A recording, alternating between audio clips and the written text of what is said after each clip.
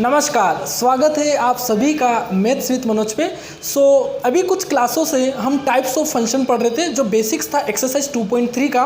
Last class में हमारा types of function over हो चुका है। हमने टाइप्स ऑफ फंक्शन स्टार्ट किया था। सबसे पहले हमने आइडेंटिटी फंक्शन पढ़ा था, उसके बाद हमने कॉन्स्टेंट फंक्शन पढ़ा था, उसके बाद हमने पॉलिनोमियल में एक्स स्क्वायर एक्स क्यूब का ग्राफ देखा था, उसके बाद हमने modulus function, then signum function, then greatest integer function and then last हमने रेशनल फंक्शन सीखा था। सारे फंक्शन कैसे बनते हैं, है ना, और उन फंक्शंस की डोमेन क्या होती है, उन फंक्शंस की रेंज क्या होती है, वन बाय वन हमने बहुत ही डिटेल में उनको डिस्कस किया है। और जितने भी मैंने फंक्शन पढ़ाए हैं वो बहुत ही इंपॉर्टेंट है, एग्ज़ाम में आते रहे हैं और आगे भी आएंगे। ओके, तो हमें उन्हें हमेशा के लिए अच्छे से जो मेन रूल होता है वो ध्यान रखना है।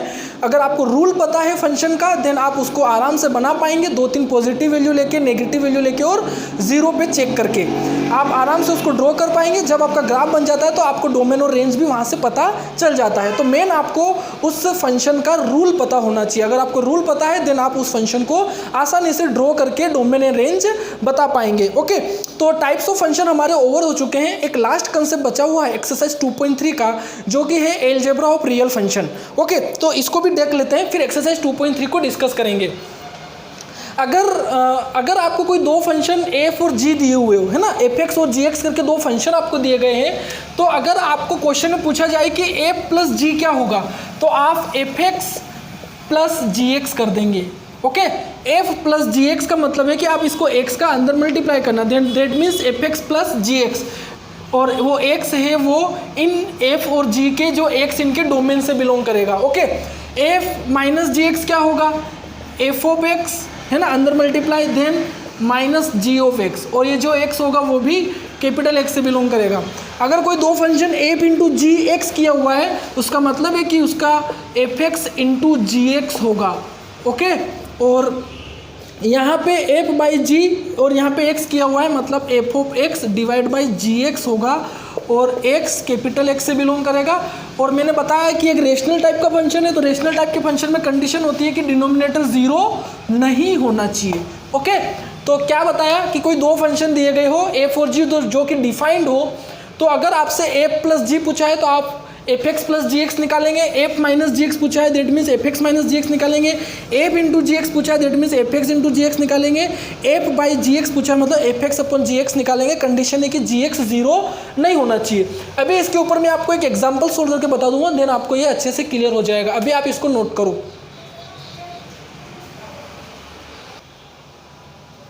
ओके, तो जो मैंने अभी आपको अलजेब्रा ऑफ रियल फंक्शन बताया है, उसी से बेसिस एक एग्जाम्पल नंबर 16 आपकी बुक में दिया हुआ है, आप ये देख लो तो आपको सारे वहाँ पे क्लियर हो जाएगा कंसेप्ट। ओके, मैंने कहा था कि दो फंक्शन दिए जाएंगे, तो दो फंक्शन एफ एक्स और जी एक्स दिए गए हैं, और इन दो रियल फंक्शन के लिए आपको ये चार वैल्यू फाइंड करनी है। तो फर्स्ट आपसे पूछिए एफ प्लस जी एक्स पूछा है, तो आपको पता है ये क्या होता है, ये एफ एक्स प्लस जी एक्स होता है। तो एफ एक्स कितना है, एक्स स्क्वायर, प्लस जी एक्स कितना है, 2x प्लस 1। तो ये आपका क्या हो गया, आंसर हो गया। सेकंड पूछा है आपसे एफ माइनस जी एक्स, तो आपको पता है ये क्या होता है, एफ एक्स माइनस जी एक्स होता है। तो एफ एक्स कितना है, एक्स स्क्वायर, माइनस जी एक्स कितना है, 2x प्लस 1। तो माइनस का अंदर मल्टीप्लाई करोगे तो क्या आ जाएगा, x square minus 2x minus 1। Third पूछा है आपसे F into G x. Okay, तो इसको कैसे लिखोगे, F X into G x लिखोगे। एफ एक्स है एक्स स्क्वायर, जी एक्स है 2x प्लस 1। ओके, तो एक्स स्क्वायर का अंदर मल्टीप्लाई करोगे तो ये कितना बन जाएगा, 2x cube plus x square, है ना, इसका अंदर मल्टीप्लाई करोगे ना तो 2x cube plus x square. Last है एफ अपॉन जी एक्स, तो इसको कैसे लिखोगे, F X upon G x लिखोगे। ओके, कंडीशन है कि जी एक्स जीरो नहीं होना चाहिए। तो एफ एक्स कितना है, एक्स स्क्वायर, और जी एक्स कितना है, 2x प्लस 1, बस यहीं पे छोड़ दो।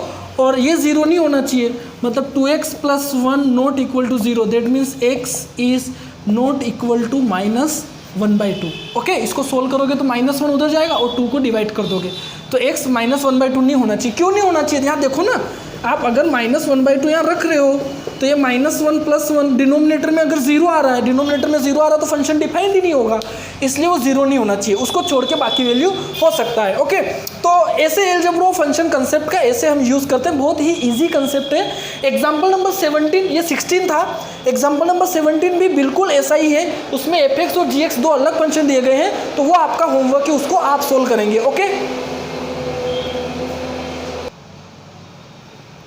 ओके, सो फाइनली हमारा एक्सरसाइज 2.3 का बेसिक्स कंप्लीट हो चुका है। अब हमें एक्सरसाइज को सोल्व करना है। ओके, बेसिक्स ओवर हो चुका है।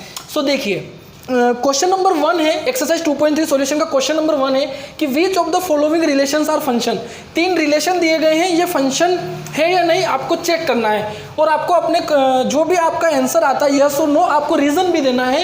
एंड इट इज़ अगर वो एक फंक्शन है, अगर वो रिलेशन एक फंक्शन है, तो आपको उसका डोमेन और रेंज भी बताना है। Okay, very good. सबसे पहले जो दिया गया है, आप क्या करो कि आप इसका एरो डायग्राम भी बना सकते हो।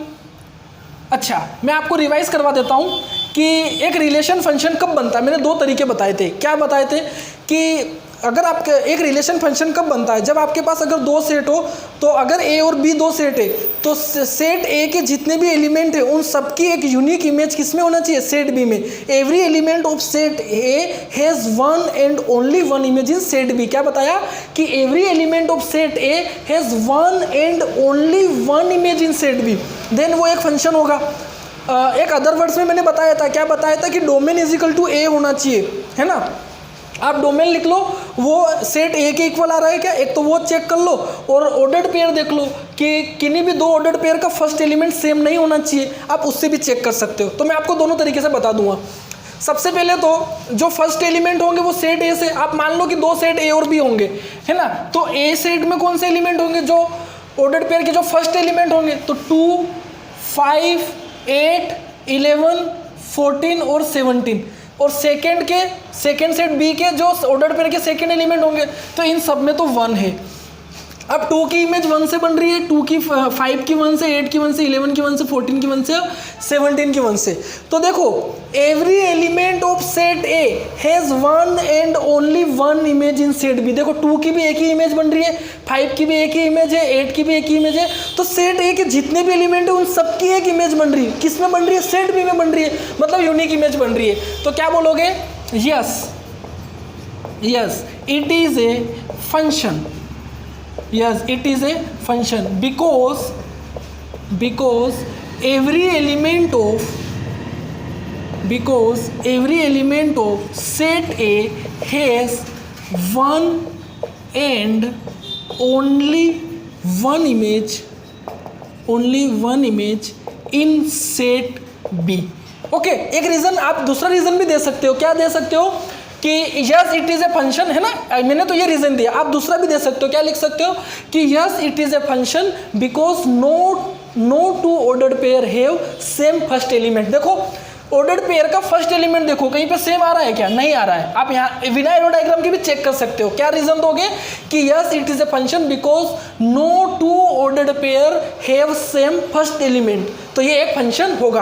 अब बोल रहा है कि डोमेन, तो डोमेन क्या होता है, फर्स्ट एलिमेंट सेट का, है ना, ऑर्डर्ड पेयर का फर्स्ट एलिमेंट, मतलब 2, 5, 8, 11, 14 और 17, और रेंज क्या होगी इसकी, रेंज क्या होगी, सब में 1 है तो ओनली क्या आ जाएगा, 1 आ जाएगा। चलो अगला बताओ।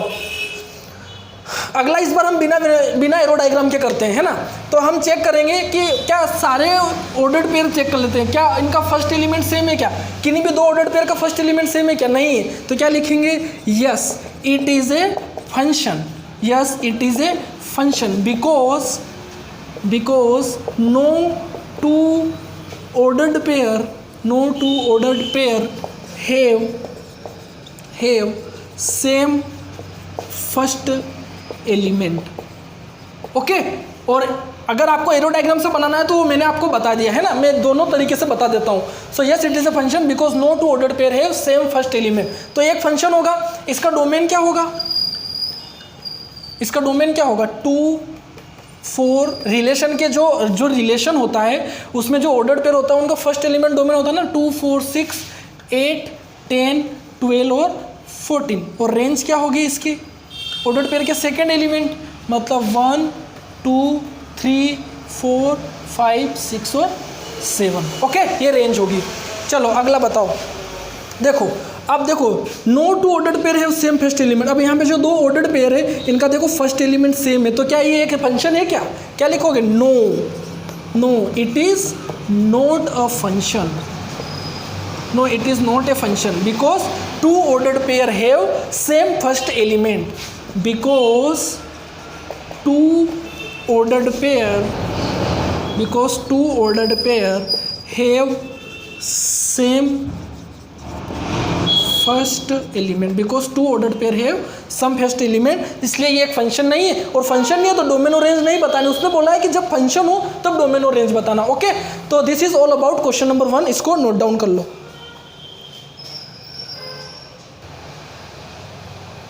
बेटा क्वेश्चन नंबर 2 एक्सरसाइज 2.3 का मैं इस वीडियो में इंक्लूड नहीं कर रहा हूँ। उस क्वेश्चन के लिए मैं अलग से वीडियो बनाऊंगा। वो एक बहुत अच्छा क्वेश्चन है और उसको मुझे आपको डिटेल में समझाना होगा, तो वीडियो बहुत लॉन्ग हो जाएगा। ओके, तो क्वेश्चन नंबर 2 के लिए मैं अलग से सेपरेट वीडियो बनाऊंगा। ओके, तो वो आपको अगले वीडियो में मिलेगा। अभी हम क्वेश्चन नंबर 3 की बात करते हैं। क्वेश्चन नंबर 3 है, एक function F is defined by एफ(x) = 2x - 5। एक फंक्शन एफ(x) दिया हुआ है 2x - 5 और वो बोल रहा है कि find the value, write down the value of f(0). तो f(0) का क्या मतलब है? x की जगह 0 रख दो तो f(0) मिल जाएगा। 2 × 0 - 5, तो 2 × 0 कितना होगा? 0 - 5 मतलब -5। f(7), ये तो फर्स्ट था। सेकेंड f(7), तो x की जगह 7 रख दो, है ना। तो 2 × 7 - 5 मतलब 2 × 7 कितना आ जाएगा? 14 - 5 मतलब 9। f(-3) आप फाइंड करना। ओके, नोट डाउन कर लो इसको। ओके बेटा, क्वेश्चन नंबर 4 आप करेंगे, बिल्कुल थर्ड जैसा क्वेश्चन है। द फंक्शन, क्वेश्चन नंबर 4 है कि the function t which maps temperature in degree Celsius into temperature in degree Fahrenheit is defined bye Tc = 9c/5 + 32। तो फर्स्ट पार्ट में पूछे कि T0 कितना होगा, तो T0 कैसे होगा? 9 × 0 + 5/32, तो 9 × 0 0 / 5, 0 + 32 तो 32, है ना। ऐसे सोल्व करना है, तो ये तो आप कर लोगे, है ना। ये इसमें मैं क्या बताऊँ आपको। ओके, तो ये आप करना क्वेश्चन नंबर 4। ओके, चलो अब ये क्वेश्चन नंबर 5 पे आ जाओ। एक अच्छा क्वेश्चन है, समझो इसको कि अगर इस टाइप का क्वेश्चन आता है तो कैसे डील करना है हमको। ओके, तो इस टाइप के क्वेश्चन को देखो कैसे हम सोल्व करेंगे। ठीक है, बोला है कि find the range of each of the following function, और उसने 3 फंक्शन हमें दिया है और बोल रहा है कि इन तीनों फंक्शन की हमको रेंज बतानी है। ठीक है, तो ठीक है, हम बोले कि हाँ बताएंगे आपको रेंज। फर्स्ट पार्ट आपको दिया है कि f(x) = 2 - 3x, x belongs to real number and x > 0। जो कंडीशन दी है ना वो हमारे लिए सबसे इंपॉर्टेंट है। वो बोलता है कि इस फंक्शन की रेंज बताओ, x रियल नंबर है और x > 0 है। तो बेटा जो कंडीशन दी है उसी का यूज़ करूँ ना कि x > 0। ये बहुत इंपॉर्टेंट कंसेप्ट है और ये जो कंसेप्ट मैं अभी जो बताने जा रहा हूँ, इस कंसेप्ट का यूज़ हम चैप्टर नंबर 6 में करेंगे, लीनियर इनइक्वालिटीज़ में। आपका क्लास 11 का जो चैप्टर 6 है वहाँ पे इस कंसेप्ट का यूज़ होगा। थोड़ा सा डेमो यहाँ पे देख लो। x > 0 है, अब आपको 3x चाहिए। क्या चाहिए आपको? 3x चाहिए। तो आप इन दोनों में क्या करोगे? 3 का मल्टीप्लाई करोगे, तो 3 × x > 3 × 0, तो 3x > 0 आ जाएगा। फिर आपको 3x का साइन माइनस का है, तो एक बात ध्यान देना, इनइक्वालिटी में जब इनइक्वालिटी में नेगेटिव साइन का मल्टीप्लाई होता है तो इनइक्वालिटी चेंज हो जाती है। जैसे अगर इनइक्वालिटी में अगर नेगेटिव का मल्टीप्लाई होता है, इनइक्वालिटी ग्रेटर देन है तो वो लेस देन में चेंज हो जाएगी, अगर लेस देन है तो ग्रेटर देन में चेंज हो जाएगी। तो अभी हम माइनस का मल्टीप्लाई करेंगे तो ये इनइक्वालिटी ग्रेटर देन की है तो ये लेस देन में चेंज हो जाएगी। ओके, है ना। अगर यहाँ लेस देन होता तो ग्रेटर देन हो जाता। तो जब भी इनइक्वालिटी में माइनस का मल्टीप्लाई करते हैं तो ग्रेटर देन से लेस देन में चेंज हो जाती है, और अगर लेस देन होता है तो ग्रेटर देन में चेंज हो जाती है। ये मैं आपको चैप्टर नंबर 6 लीनियर इनइक्वालिटी में बहुत अच्छे से पढ़ाऊंगा। ओके, ये कर दिया। अब हमें 2 चाहिए, है ना। 2 चाहिए तो दोनों साइड 2 ऐड करेंगे, तो 2 - 3x <0 + 2, तो 2 - 3x < 2, और 2 - 3x किसके इक्वल है? f(x) के। दैट मीन्स f(x) < 2, मतलब इस फंक्शन की वैल्यू, और f(x) ही तो रेंज होता है, set of values of f(x) is called range, मैंने बताया आपको। तो ये रेंज है ना। अब रेंज की वैल्यू हमेशा 2 से कम आएगी, तो आप क्या लिख सकते हो कि जो रेंज आएगी वो हमेशा 2 से कम आएगी, मतलब माइनस इन्फानाइट से 2 तक आ सकती है। और यहाँ पे इक्वल नहीं है, इसलिए यहाँ पे क्या आएगा, ओपन ब्रैकेट। अगर इक्वल होता तो क्लोज आता, और 2 से कम, तो 2 से कम 1 0 फिर नेगेटिव वैल्यू आ जाएगी, तो माइनस इन्फानाइट से 2 तक आएगी। ओके, कैसे किया, कंडीशन दी थी x ग्रेटर देन 0, तो x ग्रेटर देन 0 लिया, 3x चाहिए तो 3 का मल्टीप्लाई किया, फिर माइनस है तो माइनस का जब मल्टीप्लाई इनइक्वलिटी में होता है तो इनइक्वलिटी ग्रेटर से लेस हो जाती है, और अगर लेस हो तो ग्रेटर हो जाती है। तो अभी यहाँ पे ग्रेटर थी तो लेस हो गई, फिर 2 चाहिए तो दोनों साइड 2 को ऐड कर दिया, condition I f(x) set of values of f(x) is called range, तो ये रेंज होगी, और रेंज 2 से कम है, मतलब माइनस इन्फाइनाइट से 2 तक होगी। ओके, ये फर्स्ट पार्ट था, वीडियो को पॉज करना और नोट कर लेना। मैं सेकेंड पार्ट आपको बताता हूँ। सेकेंड पार्ट है, सेकेंड पार्ट आपको दिया हुआ है कि f(x) is equal to x square plus 2, x is a real number, मतलब x बिलोंग्स टू r। इस बार उसने x ग्रेटर देन 0 नहीं बोला है, क्योंकि उसको पता है कि इतना तो बच्चे को समझ में आना चाहिए कि यहाँ एक्स स्क्वायर दिया है, मतलब मैं x कुछ भी रखूँ हमेशा मुझे पॉजिटिव ही मिलेगा। मैं x 1 रखता हूँ, मतलब पॉजिटिव नंबर रखूँगा तो पॉजिटिव ही है, बट अगर मैं x नेगेटिव वैल्यू भी रखता हूँ तो उसका स्क्वायर होने पर भी मुझे पॉजिटिव मिलेगा। अगर मैं 0 रखता हूँ तो मुझे 0 मिलेगा। मतलब इस बार उसने x पे कंडीशन इसलिए नहीं दी है क्योंकि ऑब्वियस यहाँ पे x स्क्वायर है, तो अगर पॉजिटिव का तो स्क्वायर पॉजिटिव रहेगा, बट नेगेटिव का भी स्क्वायर करोगे तो पॉजिटिव बन जाएगा। मतलब x पे कंडीशन नहीं दी है, इसलिए नहीं दी है क्योंकि x स्क्वायर यहाँ क्वेश्चन में दिया हुआ है। इसका यह मतलब है कि आप x कुछ भी रखो हमेशा ग्रेटर देन 0 रहेगा। 0 रखोगे तो आपको 0 ही मिल जाएगा, इसलिए इक्वल लगाया है। देखो उस बात सुनना, 0 रखोगे तो 0 ही मिलेगा, इसलिए इक्वल लगाया है।